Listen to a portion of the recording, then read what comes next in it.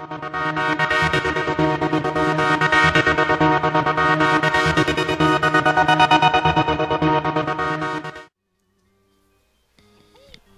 hey there guys, Coupon TDK here, back with some more Banjo-Kazooie. As you can probably tell, this is a post-commentary, and I think I said it, yeah, I posted something on my channel saying something about it. Basically, I had a couple friends over, and I was like, hey guys, I'm gonna record real quick, and they're like, alright, fag. And then, you know, they threw Rotten Tomatoes at me, like, you know, they usually do, you know, because I love those guys, they're my friends. And, after they were done and yeah, I cleaned up, I plugged my mic in and I start recording and everything looks good and I fucking get myself killed here and we restart. And and I plug my mic in, everything's going well and I play 15 minutes and I'm like, alright, cool. And then I get done and I'm like, oh hey, there's no sound. Awesome. Okay. Oh, that's great. And then see usually I would start, like, I would do a 5-second clip of me just testing to see if the mic was working, and then the way I'd see if it was working is if I'd play the clip in Windows Media Player. But for some reason, Windows Media Player will now not play any videos I do pre-rendered, so I have to have it fully rendered out before Windows Media Player will play it. Otherwise, it'll say it can't play it. So I can't really test it anymore, you know, unless I want to open Vegas and drag it in, which I'm far too lazy to do, which I'll probably start doing actually. And so that's how this happened, and that's how we're now doing a post commentary. And so last time we did a post commentary, we talked about hub worlds for a while, and basically what was wrong and what was right about the game industry, in my opinion, today. So what we'll do for this video is we will talk about sandbox worlds, because sandbox worlds can either be very, very good or very awful. And a lot of them are actually based on opinion. It's not like a widely accepted thing.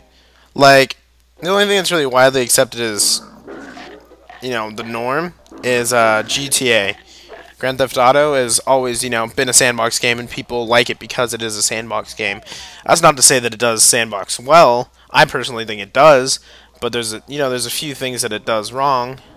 I mean, the missions get repetitive in some of the games, and there's the whole fact that they make cheat codes so easily and readily available kind of breaks the game, but not so much that it becomes, you know, too easy. So when I'm talking about sandbox worlds, or sandbox games, there's a lot of games that say they're sandbox, you know?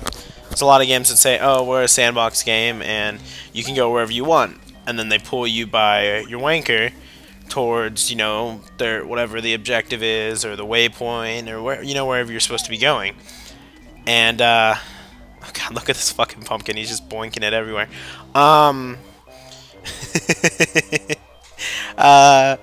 And, you know, they pull you to these objectives while still saying they're like, you know, an open world.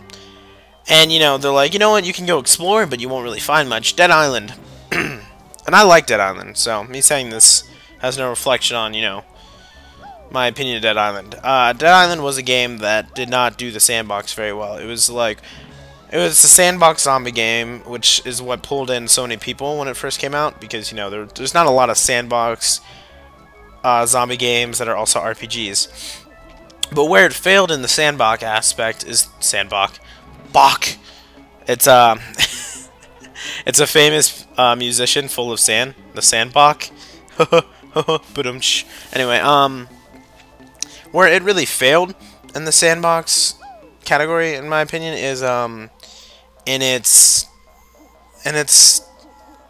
atmosphere, really. You know, you go, there's these different areas that are, oh, and I fucking fell, so you have to watch me go around again. There are these certain areas, you know, that are like where you'll be most of the game. Like, you'll be near the bungalows, like maybe once or twice. You'll be in the sewers for a long ass time, and that's fucking annoying. The sewers are awful. No one likes a sewer level. There is no sewer level in a game people just adore. You can't think of one. And then it gives you a car that just basically says, hey, fuck exploring, drive from point A to point B. You don't need this to be an open world. You just need to do your missions and unlock more weapons. And the thing is, these weapons, you end up just kicking people in the face until they die. I don't know how that just happened. And I feel like I should have died at this point. Like, I feel like if you fall too far with the pumpkin, you should explode. But what I'm saying is, shut up, Facebook. Facebook's not important. I'm recording. I'm doing this for you guys. Where was I? Lost my train of thought in my rapid talking. Oh, basically says, you know, go from point A to point B, and the weapons. Yeah, you basically, in Dead Island, you end up kicking the shit out of people, you know? You start using weapons at the beginning, you're like, these are cool, but, you know, I keep getting hit. And then you're like, wait a second, I can kick. And usually when I kick, and I jump kick, there's no, like, retaliation. And then you figure that out, and then you just kick for the rest of the game, you know? You just kick, I got a jiggy. You just kick for the rest of the game, and that's how that works. And I feel it really failed on the whole sandbox aspect. In that sense, it just doesn't make you want to explore. It's not one of those games that you're like, hey, you want to explore to see what you can find. It's, hey, the only reason you would explore is to find more quests to get more weapons. And that's not fun. That's just weapon grinding, like Borderlands. And those games can be fun, like I had fun with it, but the concept is not fun. An example of a good sandbox... I'm trying to think of a really good sandbox, you know, because sandbox is a very broad term. Honestly, I'd have to go with either a game like Grand Theft Auto or Saints Row, the Saints Row series, because those games, while they have objectives and missions where you have to go to this certain point and a mission starts, and some of them are a tiny bit repetitive, the games always have a lot of personality and characters, and they have a lot of new things in their settings, you know?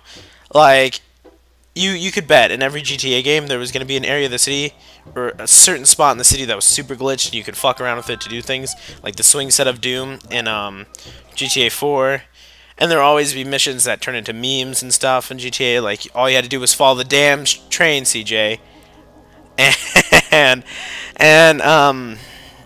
they just do sandbox well because, you know, there's 90... I wouldn't say 90%. I'd probably say about 40% of the people who play a GTA game don't finish it. They just use it to fuck around, do cheats, and go around killing people and have fun. They play it to have fun, not to do a story, not to watch a movie. They play it to have fun. And that's very crucial. And I died again. Reload. It's very crucial. Especially in this day and age where, you know, 90% of video games are like, well, let me read you this book. And you can do a quick time event every once in a while. And, it's just, those games were fun. You know, you always had fun. And Saints Row, you know, had a very thinly loosed plot. You were a gang leader, you wanted to make your gang better, and you would go through any ridiculous means to do it. And, the thing about Saints Row is it's just so quirky, you know? It may have some dumb humor that you'll laugh at, and this is me getting all the jiggies in this level because I'm a fucking boss. It may have some quirky things that are stupid that you'll laugh at, like the giant dildo you can hit people with and kill people, but it always had quirky things that no other game had, you know? Like, I can't remember the last time I had a game where you could just tackle random people in the street and do a sexy pose right after. Like, it's just, they do sandbox, they do characters, and they do quirky, and none of them overpowers one of the other, you know? You don't have this game that just focuses on being, like, a world to explore. You don't have a game that just focuses on being so quirky that you don't need to focus on anything else, you know? It's a good mixture of everything. And some people don't like it because, you know, nothing seems real, and it's repetitive, but I personally don't think it is. I think 90% of the missions are different from one another. Some of them do have you doing the same sort of things. You know, a lot of it's just shooting, killing, driving around, and running over shit. But they switch it up so that it's fun every time, you know? It's not the same... It's not the same driving mission. It's not the same shit. They introduce new enemies.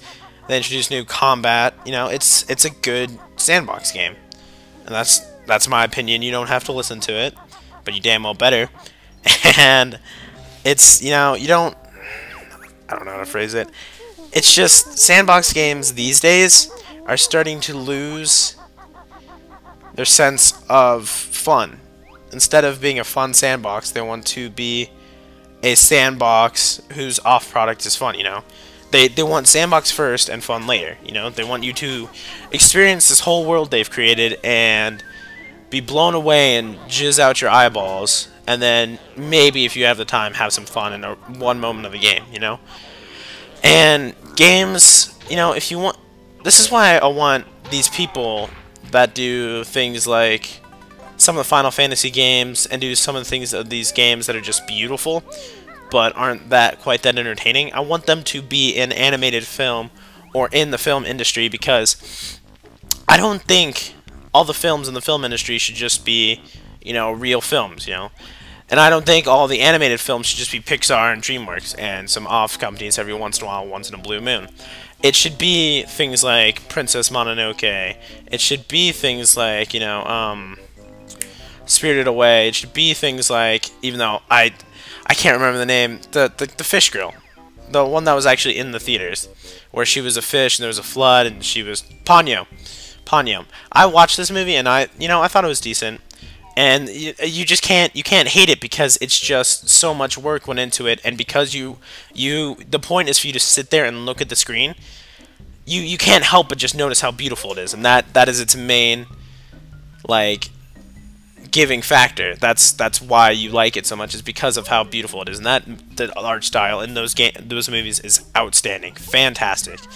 10 out of 10 would watch again. And I just feel that these artists that are in these video games that make their video games just kind of like a movie should be in the movie industry doing this, because there's a lot more money in that. There's a lot more money in the movie industry from people like that, you know? Like, a game, and gamers get so entitled every once in a while, and I get entitled. Like, I was very entitled about the Mass Effect 3 endings, because I felt if you're going to make a trilogy that goes through, what, 5 years? 5 years total for all Mass Effect, I think. And if you make a trilogy that goes through 5 years of a gamer's time, that spend the entire game building these relationships, and it's like a dating sim with guns, that your ending should be the crucible of everything those characters worked for. It should show all the characters that had interactions. It should show everything that worked towards it. It shouldn't just be a random new thrown in plot device, you know? But that's just me. So, I get entitled to. I was very entitled about that. I was very pissed, and I'm still very pissed about what they released the new ending that fixed everything, which is bullshit. It still got, you know, fucking Jane of the Jungle ending, where they just crash on a plane. They're like, well, you do what you can. They walk off.